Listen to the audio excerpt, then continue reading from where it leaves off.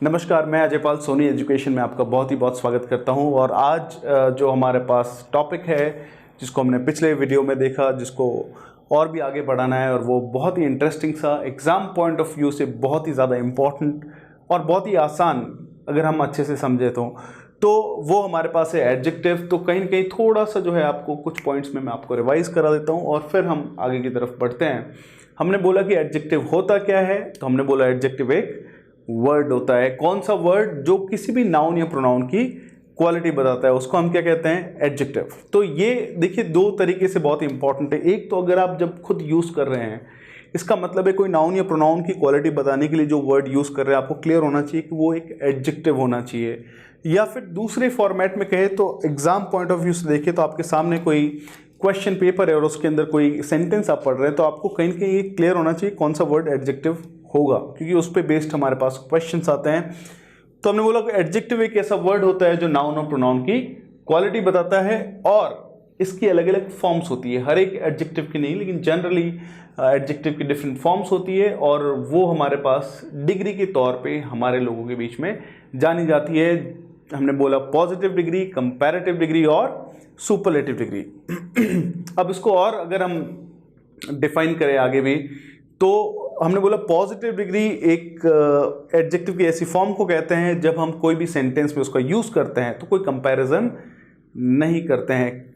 वहीं पे अगर किसी क्वालिटी को लेकर दो या दो से ज़्यादा नाउन्स के बीच कंपैरिजन होता है तो दो के कॉन्टेक्स्ट में कंपैरेटिव डिग्री का यूज़ होता है, और दो से ज़्यादा के कॉन्टेक्स्ट में सुपरलेटिव डिग्री का यूज़ होता है। ये एक बेसिक पॉइंट हमारे पास था। तो यहाँ से हमने ये भी सीखा कि पॉजिटिव का कंपैरेटिव, कंपैरेटिव का सुपरलेटिव कैसे बनाते हैं, ER EST लगाकर, या कुछ डिफरेंट केसेस भी थे जो आप पिछले वाले वीडियो में आपने देखे होंगे। अब और जो लोग पहली बार देख रहे हैं, मैं चाहता हूँ कि एडजेक्टिव का ये कहीं की एक और वीडियो है इससे पहले का, जो आप ज़रूर देखें। अब हमारे पास जो है दिमाग में कॉन्सेप्ट क्लियर होता है कि भाई हाँ, पॉजिटिव से कंपैरेटिव, कंपैरेटिव से सुपरलेटिव। लेकिन अब हमारे पास एक डिफरेंट तरह का कॉन्सेप्ट इसी टॉपिक में आता है कि अगर हमारे पास कोई ऐसा वर्ड है जो क्वालिटी तो बताता है, लेकिन वो किस तरह की क्वालिटी बताता है। जैसे एग्जांपल के तौर पे हमने देखा कि हमने बोला परफेक्ट। जैसे हमने एक बोला मार्कर है, परफेक्ट है, तो आप ध्यान से देखिएगा। हमने बोला गुड है, तो उससे कंपैरेटिव हो सकता है बेटर, बेटर से बेस्ट, सुपरलेटिव हो सकता है। लेकिन परफेक्ट से भी परफेक्ट कुछ हो सकता है क्या? नहीं हो सकता। इसका मतलब परफेक्ट एक एडजेक्टिव तो है, लेकिन अब इसका आप इसको सुपरलेटिव फॉर्म नहीं कह सकते। आप ये कह सकते हैं कि परफेक्ट एक ऐसा वर्ड है जो ऑलरेडी सुपरलेटिव है। आप ER EST नहीं लगा सकते। ये एक बहुत ही बेसिक सा कॉन्सेप्ट है, और ऐसे ही कुछ वर्ड्स के बारे में आज आप बात करेंगे, और वो हमारे सामने इस तरह से है। एक्सक्यूज मी, ध्यान दीजिएगा। जैसे हमारे पास वर्ड है यूनानिमस, तो हमने बोला यूनानिमस जो है, इसका मीनिंग आप सारे लोगों को क्लियर होगा।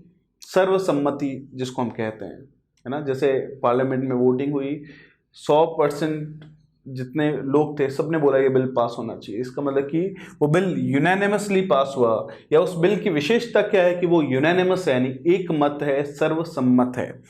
तो यूनानिमस, जैसे हमने बोला यूनिक, यूनिक यानी अनोखा, मीनिंग भी देख लेते हैं। परफेक्ट, तो जिस तरह से आप देखेंगे कि आप वाइज का कंपैरेटिव डिग्री वाइजर और सुपरलेटिव डिग्री वाइजेस्ट, तो यहां पर आप देखेंगे कि आप परफेक्ट जो है उसके साथ ER या EST नहीं लगा सकते, मोर या मोस्ट भी नहीं लगा सकते, आप जो है परफेक्ट को परफेक्ट ही रखेंगे। मीन्स ये एक एडजेक्टिव तो है, लेकिन ये ट्रीट हम उसको पॉजिटिव डिग्री की तरह करते हैं, लेकिन ये सुपरलेटिव फॉर्म में, मतलब कि परफेक्ट से ज्यादा परफेक्ट कुछ नहीं हो सकता। जैसे कंप्लीट, जैसे एब्सोल्यूट। एब्सोल्यूट का मतलब क्या होता है? हिंदी में इसको बोलते हैं निरपेक्ष। अब बोलेंगे सापेक्ष, निरपेक्ष, ये क्या चीज है? हमने बोला निरपेक्ष का मतलब है इंडिपेंडेंट ऑफ एवरीथिंग, यानी जो अपने आप में पूरा हो। आप कह सकते हैं कि निरपेक्ष हो, जो किसी पे डिपेंडेंट ना हो। जैसे एक इंसान है जिसके हाथ में सारी सत्ता आ गई, वो सत्ता के लिए किसी पे डिपेंडेंट नहीं है, हमने बोला एब्सोल्यूट पावर है उसके पास। जैसे कोई सच है, उससे ज्यादा कुछ हो ही नहीं सकता, हमने बोला एब्सोल्यूट ट्रुथ। एक ऐसा सच जो किस पे डिपेंडेंट नहीं है, जैसे हमने बोला कर्म ही पूजा है, वर्क इज वर्शिप, ये एक ट्रुथ है जो एब्सोल्यूट ट्रुथ है। वहीं पे हमारे पास जो है वर्ड है फैटल, हमारे पास वर्ड है डेड ना, इनका मौत से संबंध है। ऑप्टिमम, अब हमारे पास वर्ड है ऑप्टिमम, तो ऑप्टिमम का मीनिंग क्या है हमारे पास, तो हमने बोला ऑप्टिमम होता क्या है। इसके लिए हिंदी में अगर आपको जो वर्ड मिलेगा वो, उसको मैं पहले इंग्लिश की तरह से समझाता हूँ ताकि आपको समझ में आए। हमने बोला कि जैसे कोई आपको एक्सपेरिमेंट करना है ना, केमिस्ट्री का कोई एक्सपेरिमेंट, अपने आप को एक केमिस्ट समझिए आप, ठीक है, या केमिस्ट्री की स्टूडेंट समझिए, आप लैब में बैठे हैं, आपको बोला एक एक्सपेरिमेंट है जिसके अंदर आपको 100 मिलीलीटर वाटर के अंदर जो है 2 मिलीलीटर H2SO4 डालना है और 2 मिलीलीटर NaCl यानी नमक डालना है। इस सिंपल तरीके से समझिए, आपके हाथ में एक फ्लास्क है। अब ये है हमारे पास कि उस एक्सपेरिमेंट में एक भी चीज ऊपर नीचे नहीं हो सकती, मतलब कि एक 100 मिलीलीटर वाटर है तो 101 मिलीलीटर या 99 मिलीलीटर नहीं हो सकता, या फिर 2 मिलीलीटर H2SO4 या 2 मिलीलीटर NaCl यानी नमक है तो आप आगे पीछे नहीं कर सकते। अगर करेंगे तो वो एक्सपेरिमेंट सक्सेसफुल नहीं होएगा। इसका मतलब हमने ये बोला कि कहीं ना कहीं उस एक्सपेरिमेंट को करने के लिए एक ऑप्टिमम अमाउंट ऑफ वाटर, कितना वाटर जो है वो ऑप्टिमम होना चाहिए कि 100 ml, ना तो उससे ज़्यादा ना उससे कम। तो वही चीज़ हमारे पास है ऑप्टिमम यानी द बेस्ट पॉसिबल, जिसको इंग्लिश में हम कहते हैं। वहीं पे हमारे पास मेजर, मुख्य, आइडियल, यूनिवर्सल, सार्वभौमिक जिसको हम कहते हैं, सॉरी ये परफेक्ट 2 बार आ गया, माफ करिए। फिर हमारे पास है इनफाइनाइट, इम्पॉसिबल, इनएविटेबल यानी जिसको रोका ना जा सके उसको क्या कहते हैं, इनएविटेबल, सफिशिएंट यानी काफी, मेन, चीफ। तो ये कुछ वर्ड्स है। जैसे और भी वर्ड्स हमारे पास आते हैं, जैसे राउंड, जैसे स्क्वायर, जैसे हमारे पास ट्रायंगुलर,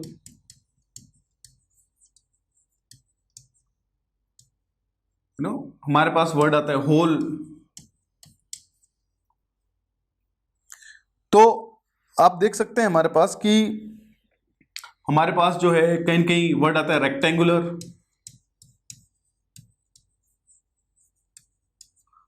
तो ये सारे क्वालिटी बताने वाले वर्ड्स हैं, विशेषताएं बताने वाले वर्ड है।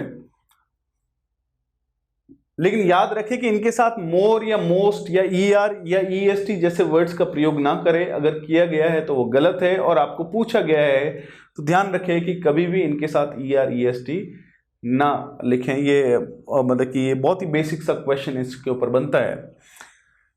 फिर हमारे पास जो है, तो इस छोटे से पॉइंट को आप दिमाग में रखें, बहुत ही आसान सा। अब हम जाते हैं नेक्स्ट कॉन्सेप्ट पे, जो पिछले वीडियो में मैंने आपसे पूछा था। आपको कुछ टर्म्स दिए थे, कुछ वर्ड्स दिए थे, और आपको बोला था इनका यूज कैसे होता है आप पता करें खुद के लेवल पे। चलिए आज शुरुआत करते हैं हम इसकी, और हमारे पास देखते हैं कि हमारे पास वर्ड्स जो है कौन कौन से हैं। तो ध्यान दीजिएगा, चलिए ध्यान दीजिए। वो वर्ड्स हमारे पास हमने बात की थी, few, a few, the few, या फिर हमने बात की लिटिल, अ लिटिल, और द लिटिल।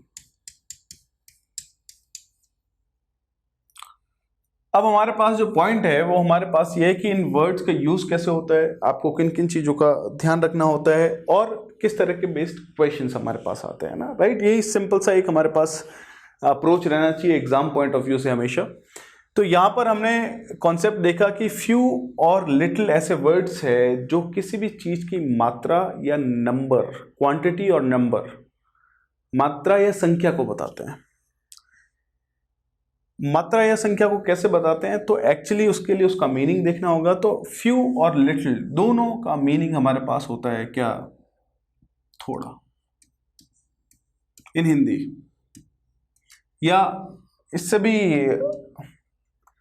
थोड़ा सा इसको ठीक करते हैं, मतलब कि ना के बराबर इसको बोलेंगे।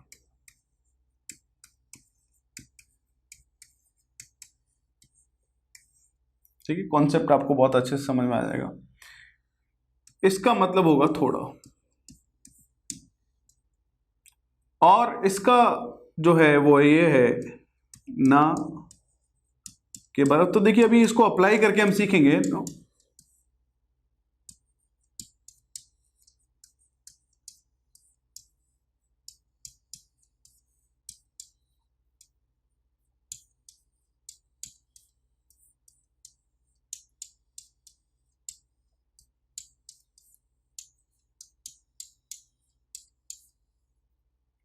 तो यहां पर हमारे पास द फ्यू या द लिटिल का मतलब है ना के बराबर या थोड़ा, मगर जितना भी है उतना सारा। अब ये सारे कॉन्सेप्ट को जो है हम समझते हैं, डोंट वरी।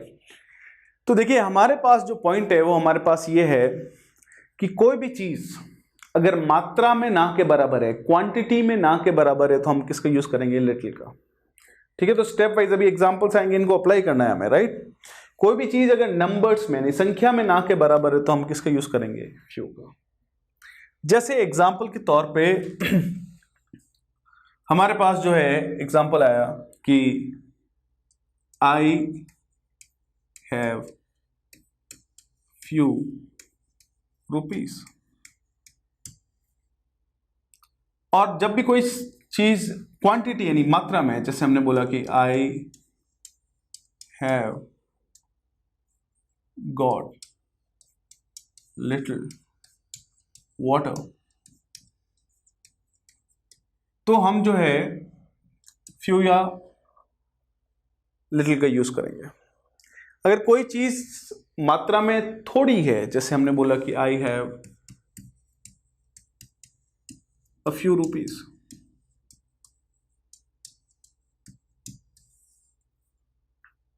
या फिर हमने बोला कि I have got a little water,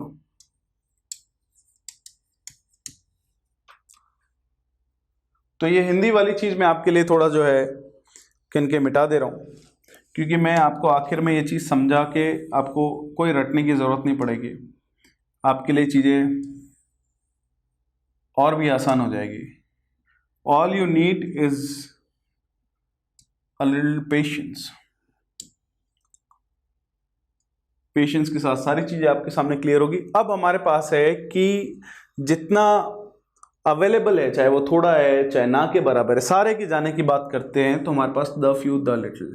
तो ये अभी देखिए एक बहुत ही सरप्राइज के तौर पे इसका मीनिंग आपको बहुत ही आसानी से क्लियर होगा, बस अब थोड़ा पेशेंस रखिए। जैसे हमने बोला कि I have spent the little money, चलो हम तो फ्यू का लिख रहे हैं, okay I got it, you got my, okay let's start. I have to spend the few rupees that I had. तो यहां पर जो है हमारे पास एग्जाम्पल्स आते हैं, लेकिन आप ये देखिए कि एग्जाम्पल्स को किस तरह से अप्लाई किया जाता है और हमें चीज़ों को समझना होता है, उसके पीछे रट्टाफिकेशन काम नहीं आता है, बहुत सारी चीज़ें काम आती है जो मैं अभी आपको जो है बताता हूँ।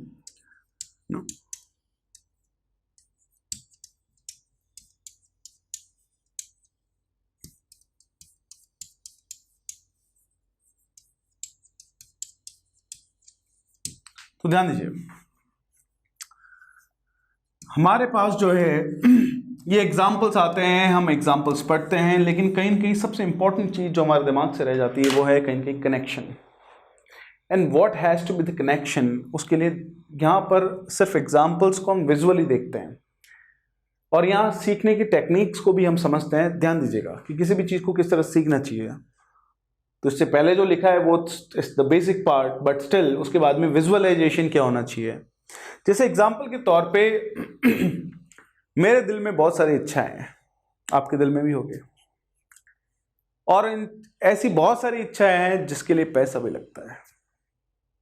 अगर वो ना हो तो बहुत ही शानदार है, और वो एक रोड है जिस पे हमें आखिर में वहां तक पहुंचना होता है। कोई जल्दी पहुंचेगा, कोई लेट पहुंचेगा। तो अब मेरी इच्छा है कि मैं एक बहुत ही खतरनाक गाड़ी खरीदूं। ऐसा मान लेते हैं, फराटेदार, रोल्स रॉयस टाइप कुछ महंगी गाड़ी, ऐसा मान लेते हैं कोई गाड़ी खरीदना चाहते हैं और उसकी कीमत है 10 करोड़। लेकिन जो है अपने पास पैसा भी तो होना जरूरी है, इच्छाएं हैं। तो ऐसा मान लेते हैं कि मेरे पास 10 रुपए है। कितने रुपए है? 10, पूरे 10। लेकिन पैसे तो है। अब हमारे पास कॉन्सेप्ट ये है कि उस 10 करोड़ की कार को खरीदने के संदर्भ में वो पैसे रुपए है मेरे पास, लेकिन वो कितने हैं? ना के बराबर है। तो मैंने बोला आई हैव फ्यू रुपीज। अब रूपी एक काउंटेबल नाउन है, तो हमेशा याद रखिएगा कि फ्यू के बाद में आने वाली नाउन का प्रयोग या फ्यू का यूज हमेशा और हमेशा किसके लिए होगा? प्लूरल के लिए। इसका मतलब है फ्यू के बाद में आने वाली नाउन हमेशा और हमेशा क्या होगी? प्लूरल होगी। तो ये बहुत ही बेसिक सा फंडा है जिसको हमेशा और हमेशा आप दिमाग में रखें, बहुत ज्यादा जरूरी है। वो हमारे पास है कि फ्यू के बाद में नाउन हमेशा और हमेशा क्या आएगी? प्लूरल। अब यहां पर हमारे पास जो है दूसरा कॉन्सेप्ट आता है। हमने बोला कि गाड़ी वाड़ी छोड़िए, आप तो अपनी खुद की फटफटिये में 1 लीटर पेट्रोल डाल दीजिए। तब देखिए पैसे है कितने? 10। मना नहीं कर सकते आप, 10 रुपए है। लेकिन 70 रुपए के संदर्भ में, अब तो सॉरी 90 रुपए हो गया, माफ करिए। तो अब जो हमारे पास कॉन्सेप्ट है वो ये है कि 90 रुपए के कंपैरिजन में ना के बराबर तो नहीं है, लेकिन थोड़े हैं। मतलब कि पूरी वर्ल्ड की इकोनॉमी चलती है ऑयल के ऊपर। तो आप जा के बोल सकते हैं ये लो 10 रुपए, वो लेने से इनकार भी नहीं कर सकता, डालना पड़ेगा, उसमें मीटर सिस्टम है, डोंट वरी। तो वही हमारे पास है कि अब जो है आपने बोला मेरे पास पैसे तो है, लेकिन कहीं ना कहीं थोड़े हैं, ना के बराबर नहीं है। तो आपने बोला I have a few rupees. फिर आप जो है पेट्रोल पंप की तरफ निगाह करके खड़े हैं और आपके पेट में जो है चूहे ही नहीं, हाथी जो है कहीं कहीं कूदने लगते हैं। तो आपने सोचा नहीं, 2 पार्ले जी खा लीजिए, या 1 चाय 1 पार्ले जी खा लिया। तो अब जो है मेरे पास वो जो 10 रुपए थे क्योंकि चाय पार्ले जी खा लिया, तो जो थे उसमें से आप ये सोचिए कि वो भली 10 करोड़ के कंपैरिजन में ना के बराबर थे, चाहे 90 रुपए के कंपैरिजन में थोड़े थे, लेकिन जितने भी थे सारे के सारे मैंने खर्च कर लिए। तो मैंने बोला I have spend the few rupees that I had. तो यहां पर आप देख सकते हैं द फ्यू रुपीज, कहीं के एक बहुत ही इंटरेस्टिंग सा कॉन्सेप्ट हमारे पास आता है कि द फ्यू का यूज हम कब करते हैं? जब कोई भी चीज, चाहे वो ना के बराबर थी चाहे थोड़ी थी, वो चाहे सारी की सारी की बात चल रही है, तो उस कंडीशन में हमने किसका यूज किया? द फ्यू का। तो ये एक बेसिक कॉन्सेप्ट है। तो हमारे पास फ्यू का यूज जानने से पहले हमें दिमाग में क्या क्लियर होना चाहिए? इसका यूज प्लूरल के लिए होता है। इसके बाद इसका मतलब इसके बाद में नाउन हमेशा प्लूरल आएगी। दूसरा डिफरेंस आपको क्लियर होनी चाहिए, कोई भी चीज नंबर्स के अंदर, संख्या के अंदर ना के बराबर है तो आप फ्यू का यूज करें, थोड़ी है तो अ फ्यू का यूज करें, और अगर जितनी अवेलेबल है उतनी सारी की बात चल रही है, चाहे वो थोड़ी है चाहे वो ना के बराबर है, उस कॉन्टेक्स्ट में आप किसका यूज करें? द फ्यू का। अब हम आते हैं लिटिल। अगर कोई भी चीज क्वांटिटी, अब क्वांटिटी यानी मात्रा जिसकी होती है उसको आप गिन सकते हैं क्या? नहीं, उसको तोला जा सकता है, उसको मापा जा सकता होगा, लेकिन उसको ऑब्वियसली आप गिन नहीं सकते। इसका लिटिल का यूज हमेशा और हमेशा अनकाउंटेबल नाउन के लिए होता है, या लिटिल के बाद में आने वाली नाउन जो है वो हमेशा क्या होती है? अनकाउंटेबल होती है। ये एक बहुत ही बेसिक सा कॉन्सेप्ट है। अब जैसे एग्जाम्पल के तौर पे आप जो है बड़ी मेहनत करके जो है आए हैं और मेरे पास है एक पानी की बोतल। अब आपको प्यास इतनी लगी कि आप इसकी ऐसी 3 बोतल्स पी सकते हैं, लेकिन पानी है इतना सा, ना के बराबर। तो मैंने आपने मेरे से पूछा पानी, अब मैंने बोला I have got little water, यानी ना के बराबर है। अब दूसरी कंडीशन कि अगर ये पानी की बोतल इतनी भरी हुई होती तो आप बोलते हैं कि I have got a little water, या मैं बोलता आपको कि I have got a little water, it means कि थोड़ा पानी है, और आपने लेके जो है ये पानी पी लिया पूरा। इसका मतलब चाहे वो ना के बराबर था चाहे वो थोड़ा था, जितना भी था आपने सारा पी लिया, तो आपने बोला I have drunk the little water I had, या दैट आई हैड, दोनों तरह से बन सकता है। तो वही हमारे पास कॉन्सेप्ट है कि यहाँ पे इंटरेस्टिंग चीज़ हमारे पास क्या आती है कि द लिटिल का यूज़ हम कब करते हैं, जब कोई भी चीज़ क्वांटिटी में, चाहे थोड़ी हो चाहे ना का बराबर हो, आप हमेशा उस सारे की बात करते हैं। तो ये हमारे पास इन एक्सप्रेशंस के बीच में एक डिफरेंस था। अब हम बात करते हैं कि इस पे बेस्ड क्वेश्चंस हमारे पास किस जगह से आते हैं या कैसे आते हैं। तो वहाँ पर हमारे पास बात चलती है कि देखिए क्वेश्चंस की अगर हम बात करें तो याद रखें प्लूरल से पहले फ्यू आएगा, अनकाउंटेबल से पहले लिटिल, या इनके फॉर्मेट आएंगे। वहीं पे कुछ और तरीके के क्वेश्चंस भी बहुत बार बनते हैं, जैसे ध्यान दीजिएगा,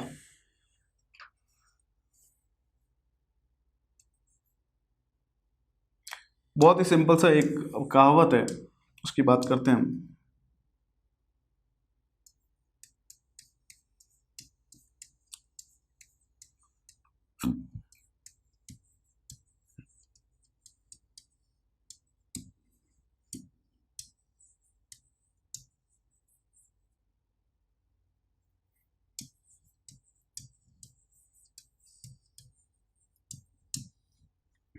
हमने बोला little knowledge is always dangerous, जैसे एक क्वेश्चन है। अब पहला पॉइंट हमने देखा लिटिल के बाद में नाउन क्या है, हमने बोला अनकाउंटेबल है, ठीक है। लेकिन फिर हम जाते हैं उस कहावत पे कि थोड़ा ज्ञान बहुत ही डेंजरस होता है। इसका मतलब या तो हो ही ना के बराबर हो या बहुत सारा हो, बीच वाला लॉजिक नहीं होना चाहिए। तो बीच वाला नहीं होना चाहिए, तो ऑब्वियसली यहाँ पे लिटिल नहीं आएगा, और क्या आएगा, अ लिटिल।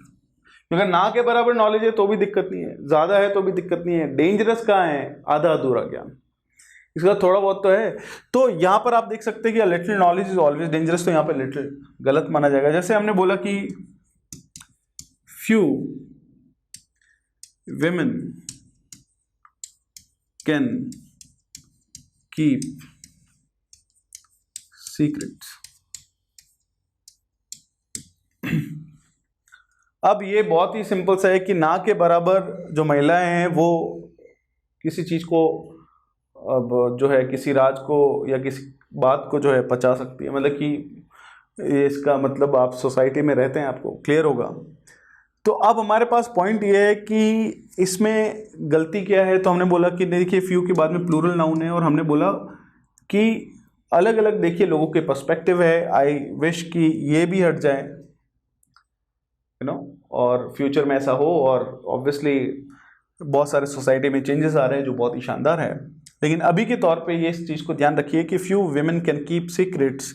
तो यहाँ पर जो है ये पूरी तरह से एक आप कह सकते हैं कि एक कहावत है जो पूरी तरह से सही है। आई विश ये बदले, बट स्टिल आप यहाँ पर अ फ्यू द फ्यू नहीं लगा सकते। जैसे एग्जाम्पल के तौर पे मैंने बोला कि I want to prepare for the exam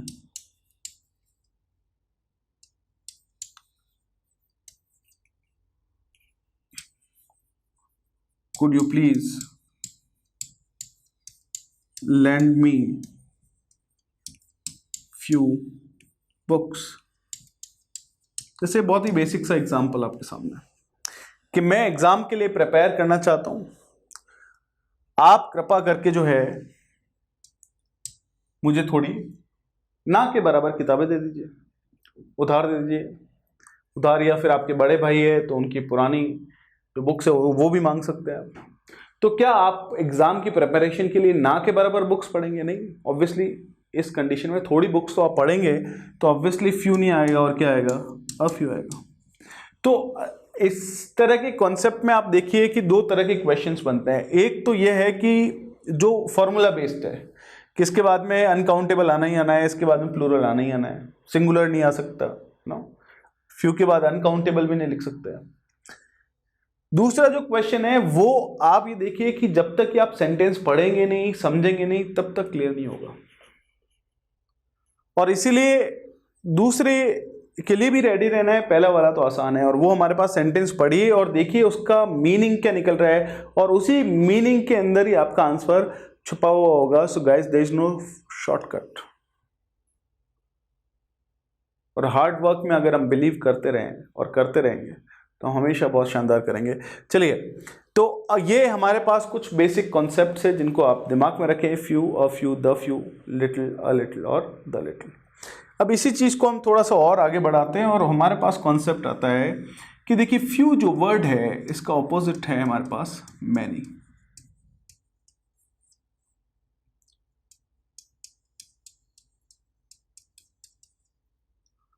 और मच जो वर्ड है, या दूसरे एंगल से कहें तो लिटिल जो वर्ड है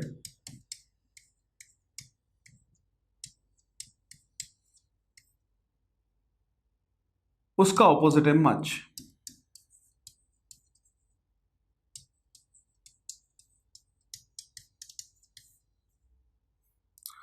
तो यहां पे जो कॉन्सेप्ट निकल के आ रहा है कि ये भी जो वर्ड्स हमने पढ़े हैं, इन्हीं वर्ड्स को थोड़ा और इनके कॉन्सेप्ट्स को आगे बढ़ाते हुए हमारे पास दो वर्ड्स निकल के आते हैं, मैनी और मच। मैनी का मतलब ये होता है बहुत, और मच का मतलब भी क्या होता है, बहुत। फिर हमारे पास जो कॉन्सेप्ट आता है वो हमारे पास कॉन्सेप्ट ये आता है कि जिस तरह से फ्यू के बाद में प्लूरल नाउन आती है, मैनी के बाद में भी प्लूरल नाउन ही आती है। और जिस तरह से मच के बाद में लिटिल के बाद में अनकाउंटेबल आती है नाउन, उसी तरह से मच के बाद में भी अनकाउंटेबल नाउन ही आएगी। या दूसरे शब्दों में कहें तो प्लूरल से पहले मच या मैनी में से मैनी आता है, और अनकाउंटेबल नाउन से पहले मैनी या मच में से मच आता है। जैसे एग्जाम्पल के तौर पे हमने बोला कि शी हैज फ्रेंड्स, तो हमने लिखा ऑब्वियसली प्लूरल है, तो क्या लिखा, many.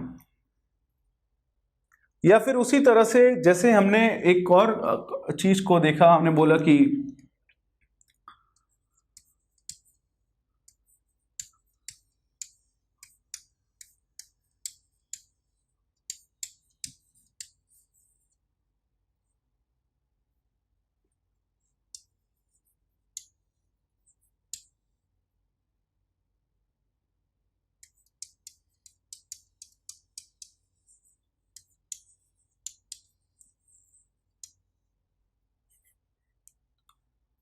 She has knowledge about trivial things.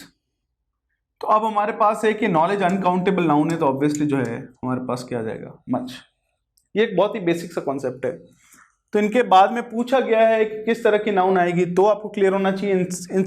या फिर कोई भी नाउन से पहले आपको बोला गया है मैनी या मच आएगा, तो आपको क्लियर है, प्लूरल है तो मैनी, अनकाउंटेबल है तो मच। लेकिन इंटरेस्टिंगली क्या है कि इनके साथ में आप अ लॉट ऑफ भी लगा सकते हैं मैनी की जगह, या मच की जगह भी आप अ लॉट ऑफ जैसे वर्ड का यूज कर सकते हैं। याद रहे, ये लॉट्स ऑफ कभी नहीं होता है ना, अ लॉट ऑफ।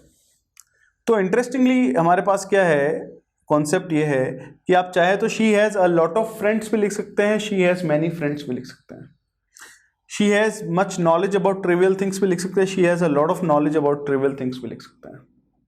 इसका मतलब अनकाउंटेबल या प्लूरल से पहले, दोनों से पहले अ लॉट ऑफ आ सकता है। लेकिन फिर हमने बोला शी हैज टू फ्रेंड्स। आपके दिमाग में अगर ये सवाल आ रहा है कि अगर दोनों आगे ऑप्शन में तो क्या करेंगे, तो मैं आपको बताता हूं दोनों नहीं आ सकते। अगर आए तो वो उसके लिए एक और लॉजिक हम अप्लाई कर रहे हैं। अब हमारे पास पॉइंट ये है कि कोई भी सेंटेंस में TOO2 क्या, TOO2 या फिर एज या सो के बाद में अगर आपको अ लॉट ऑफ दिया गया है तो वो गलत होगा, या तो मैनी आएगा या मच आएगा। अब हमने बोला मैनी या मच में से क्या है, तो हमने बोला प्लूरल नाउन से पहले तो क्या आएगा, मैनी आएगा। तो साथियों ये मैनी और मच से रिलेटेड एक छोटा सा कॉन्सेप्ट था जिसको हमने देखा, उसको वापस से हम रिवाइज करते हैं और देखते हैं कि किस तरह के क्वेश्चंस इसके ऊपर आते हैं। तो हमारे पास कॉन्सेप्ट हमने पढ़ा कि मैनी और मच दोनों क्वांटिटी या फिर नंबर्स या फिर आप कह सकते हैं कि संख्या या मात्रा को बताने वाले दो एडजेक्टिव्स है, आप कह सकते हैं ये डिटर्मिनर्स की तरह भी यूज होते हैं। और ये जो है कोई भी चीज़ अगर मात्रा में क्वांटिटी में बहुत है तो मैनी आएगा, मच आएगा, माफ़ करिए, और अगर कोई भी चीज़ नंबर्स में बहुत है तो हम मैनी का यूज़ करेंगे। और आप चाहें तो इन दोनों की जगह अ लॉट ऑफ का प्रयोग भी कर सकते हैं। ये एक बेसिक सा कॉन्सेप्ट था। एग्जाम में पॉइंट ऑफ व्यू से पहले आपको बता चुके हैं कि अनकाउंटेबल से पहले मैनी या मच में से क्या है, या वाइसी वर्सा यानी इसका उल्टा हो जाए। वहीं पे हमारे पास जो है हमने बात की कि टू, एज या सो, ये तीन वर्ड्स ऐसे हैं जिसके बाद में कभी भी अगर आपको जो है अ लॉट ऑफ दिया हुआ है या पूछा हुआ है ऑप्शंस में अ लॉट ऑफ, तो वो कभी भी आंसर नहीं हो सकता। ठीक है, तो इस चीज़ को आप दिमाग में रखें, बड़ी इंपॉर्टेंट है, बड़ी सी सिंपल सी चीज़ है। चलिए, तो अब हम जो है कहीं कहीं एक छोटा सा कॉन्सेप्ट देखते हैं, आज के वीडियो का लास्ट पॉइंट देखते हैं और देखते हैं हमारे पास क्या है।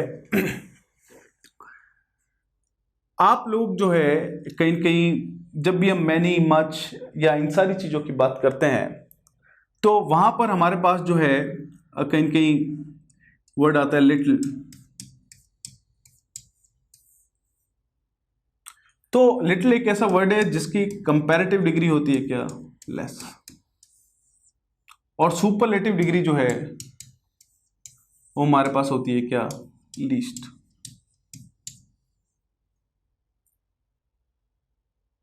जैसे एग्जाम्पल के तौर पे हमने बोला कि ऑफ द 3 ऑफिसर्स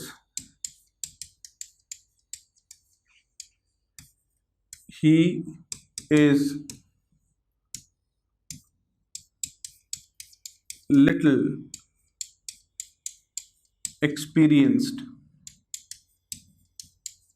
तो यहां पर आप देखेंगे कितने की बात चल रही है, 3 की बात चल रही है, तो ऑब्वियसली लिटिल नहीं आएगा और क्या आएगा, लीस्ट।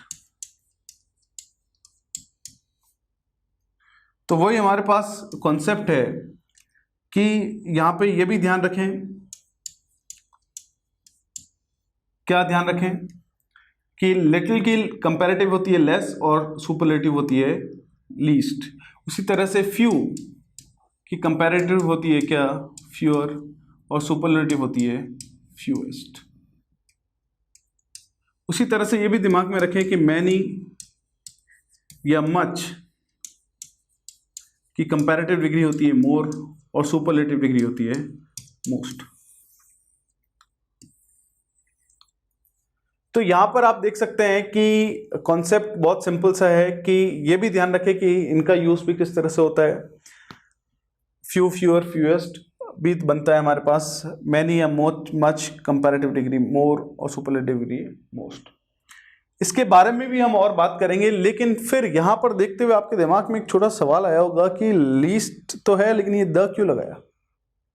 तो यही चीज के साथ हमारे नेक्स्ट वीडियो की शुरुआत होगी कि एडजेक्टिव के साथ ए एन द का प्रयोग किस तरह से होता है। ठीक है, तो जो भी हमने पढ़ा है उसको प्लीज और प्लीज देखें, इसके ऊपर बेस्ड क्वेश्चंस देखें। हम भी सारे लोग जो है इनकी क्वेश्चंस करेंगे और हर टॉपिक के लास्ट में, और हम देखेंगे क्वेश्चंस को अटेम्प्ट कैसे करना है। ठीक है, have a great time, see you soon in the next video. Thank you so much, take care.